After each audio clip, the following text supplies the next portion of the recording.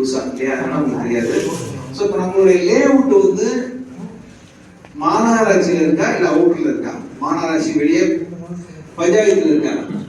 மாநகராட்சி. இது மெயினான ஒரு விஷயம், அது தெரியணும். மாநகராட்சி கேம்பஸ்குள்ள நம்ம மாநகராட்சியில இருக்கோம். எந்த வார்டுன்னு தெரியுமா?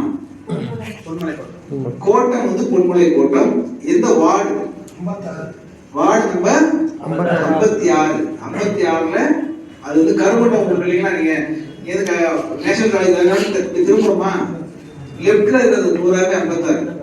சார் யார் பேசுறீங்க? சார் பேசாதீங்க please.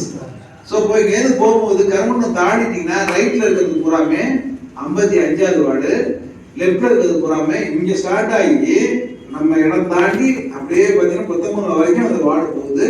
56வது ward Pirattiyur. Right side பூரா பிராட்டியூர் வந்து 56ல வராது, 55ல வரும் பிராட்டியூர். ரோட்டுக்கு ரைட் சைடு பூராமே சரிங்களா? ரோட் சைடு லெஃப்ட் சைடு பூராமே 56 வந்து பொன்மலை கோட்டத்தில் வரும். சரி, எந்த ரெஜிஸ்டர் ஆஃபீஸ் தெரியுமா உங்களுக்கு? சார் கோர்ட்னா கேஸ் நடக்குது சார். இல்ல சார், ரெஜிஸ்டர் ஆஃபீஸ். ரெஜிஸ்டர் ஆஃபீஸ்னா பத்திர பதிவு பண்றோம் இல்லைங்களா? கோர்ட் பேக் சைடு கோர்ட் கேம்பஸ்க்குள்ள ஒரு பத்திர ஆஃபீஸ் இருக்கு. ஜாயிண்ட் ஒன்றுன்னு சொல்லுவாங்க சரிங்களா? அந்த அதுல வந்து பார்த்தீங்கன்னா 1, 2 இருந்துச்சு, இப்போ 1. அதுல வந்து நம்ம டிஸ்ட்ரிக்டோடைய டிஸ்ட்ரிக்ட் ரிஜிஸ்ட்ரார் ஆஃபீஸ் மாட்டில தான் இருக்கும். கீழே வந்து சப் ரிஜிஸ்ட்ரார் ஆஃபீஸ். பொதுவாக அந்த பத்திர பதிவுகள் பூராமே சப் ரிஜிஸ்ட்ரார் தான் நடக்கும். அந்த சப் ரிஜிஸ்ட்ரார் ஆஃபீஸ் எங்க போச்சுன்னா கோர்ட் கேம்பஸ்குள்ள சரிங்களா? கோர்ட் கேம்பஸ்குள்ள இருக்கக்கூடிய சப் ரிஜிஸ்ட்ரார் ஆஃபீஸ் தான் நம்மளுடைய அந்த பவுண்டரியில தான் நம்ம இடம் வருது. ஸோ அந்த இப்போ நம்ம இடத்துடைய கைட்லைன் வேல்யூ உங்களுக்கு அரசு மதிப்புன்னு ஒன்று இருக்கு. அதை பத்தி தெரியுங்களா உங்களுக்கு?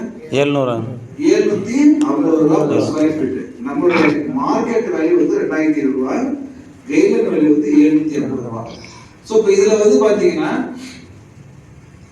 பேங்க் லோன் ஏதாவது அவைலபிலிட்டி இருக்கா அப்படின்னு சொல்லி கஸ்டமர் கேட்டான்னு சொன்னாங்க. எவ்வளோ பேங்கோட நம்ம டைப் பண்ணிருக்கோம் ஏதாவது ஐடியா இருக்கா உங்களுக்கு? இல்லையா? கிட்டத்தட்ட ஒரு 6 பேங்கோட நம்ம பேசி ஓகே பண்ணி வச்சிருக்கோம் சரிங்களா? HDFC, ICICI, Punjab national bank, Karur Vysya bank, Indian bank சரிங்களா? இதெல்லாம் பேங்கிங் செக்டர். இது மட்டும் இல்லாம ஃபினான்ஸ் செக்மெண்ட் இருக்கும். சோழமண்டலம், ஸ்ரீராம் இல்லைங்களா? நிறைய சின்ன சின்ன ஃபினான்ஸ் செக்மெண்ட் இருக்கும். அதுலேயுமே கிட்டத்தட்ட ஒரு 7-8ல நம்ம வந்து பந்தன் பேங்க் கூட பந்தன் அதில் கூட நம்மளது வந்து ஓகே சொல்லியிருக்காங்க. ஸோ இப்போ என்னன்னா ஒரு கஸ்டமர் வந்தாங்கன்னா அவங்களுடைய எலிஜிபிலிட்டி தகுந்த மாதிரி எந்த பேங்க்ல வரணும், ஏவன், LIC, SB இதெல்லாம் நம்ம பண்ணலாம்.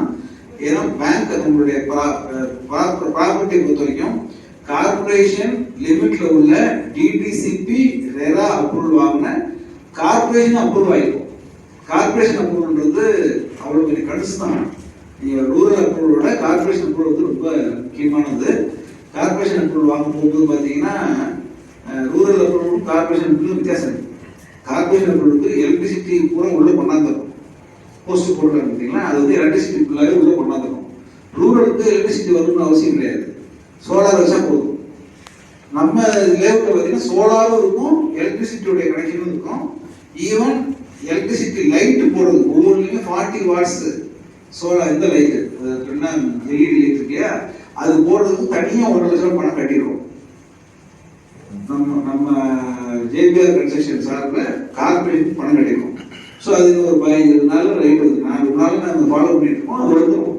ஸோ ஆனால் EV லைனும் உள்ளே வந்துருச்சு சரிங்களா?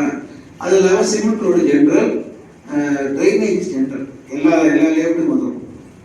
3வது 4வது ஒன்று இருக்கு. என்ன அப்படின்னு சொன்னா ஒவ்வொரு வீட்டு மனைக்கும் கார்பரேஷன் பொறுத்த வரைக்கும் காணி மனை வரின்னு சொல்லுவாங்க. இப்போ பஞ்சாயத்து கிராமத்தில் உள்ள சொத்துக்கள் ஈவன் நீங்க இப்போ பிராட்டியூர் தாண்டி ரைட் சைடில் இனியானூர், இதில் நாச்சிக்குறிச்சி இதெல்லாம் போடுறாங்க இல்லையா? அதெல்லாம் அங்கேயுமே 1800 ரூபா 2000 ரூபா போகுது.